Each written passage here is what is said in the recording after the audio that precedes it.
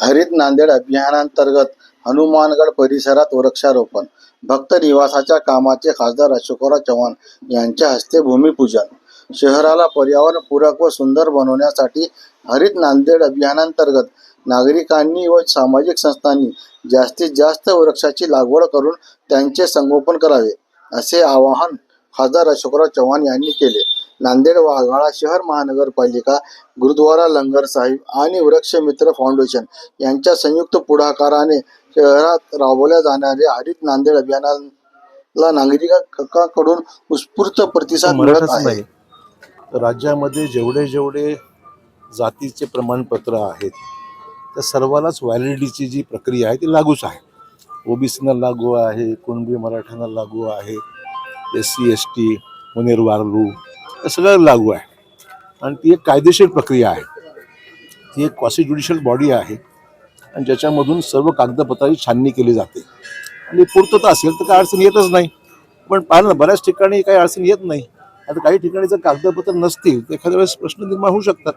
राजकीय जे मंडळी होते त्यांचे रद्द झाले, त्याच्यावरून आक्रमक झाले. मला त्यातली काही अधिक, मी फक्त मेरिटचं मला बोललेलो आहे की ज्या ठिकाणी पूर्तता कागदपत्राचे होते, ती SC असो, ST असो, OBC असो, मराठा असो, कुणबी असो, मुनेर वारलू असो, कुठलेही समाज असो, जिथे व्हॅलिडिटी असेल तिथे काय अडचण येत नाही.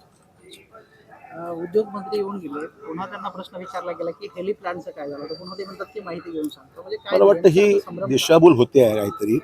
मागच्या वेळी वृत्तपत्रामध्ये मुख्यमंत्र्यांच्या समवेत उद्योग मंत्री असताना जो करार झालेला आहे, ज्याच्यामध्ये उद्योग सचिव होते, संबंधित कंपनीचे ज्येष्ठ अधिकारी होते, त्यांच्या स्वाक्षरीने झालेला करार आहे जो रेकॉर्डवर आहे.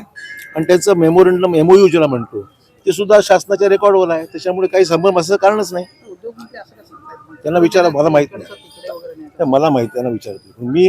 रेकॉर्डवरून तुम्हाला सांगतो अशी वास्तव जी आहे की पण मुख्यमंत्र्यांनी हे घोषित स्वतः केलेलं आहे. TV वर बघा, तर मुख्यमंत्री राज्याचा प्रमुख असतो.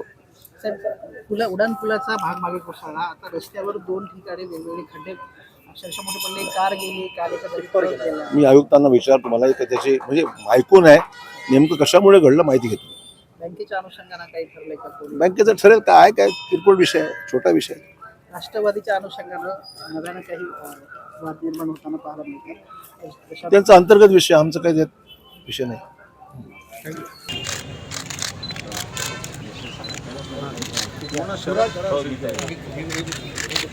ओके.